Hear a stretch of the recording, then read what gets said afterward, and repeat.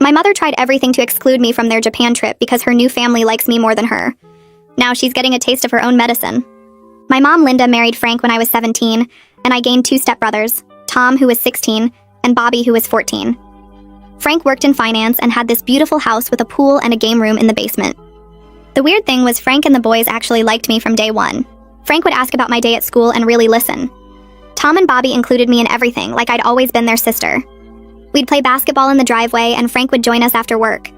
Linda would watch from the window looking annoyed. At first I thought she was just adjusting to the blended family thing, but it got worse. When Frank bought me a phone for my birthday just like he bought the boys, Linda said I was taking advantage of his generosity. When Tom asked me to teach him guitar, Linda said I was showing off. When Bobby wanted me to help with his science project instead of her, she accused me of trying to replace her. Frank noticed Linda being cold to me and asked her about it. She said I was having trouble accepting her happiness and needed time. That was a complete lie, but Frank trusted his new wife. The boys kept inviting me to stuff, and Linda kept making excuses why I couldn't go. She'd suddenly remember I had chores when they went to the movies. She'd say I was grounded for something tiny when Frank took them to baseball games. She'd claim I was sick when they went out to dinner. I'd find out later when the boys asked why I didn't come.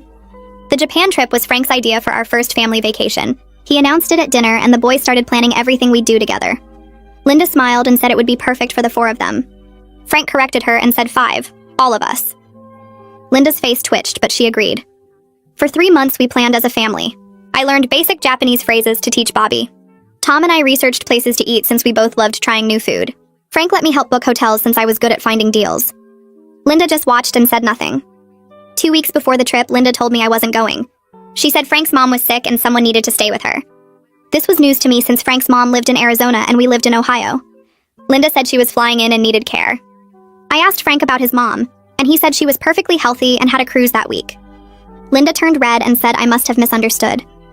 The next day, Linda tried again. She told me the airline called and said they overbooked. She said my ticket got canceled and there were no more seats. I called the airline myself. They said all 5 tickets were confirmed. Linda grabbed the phone and hung up saying I was bothering them.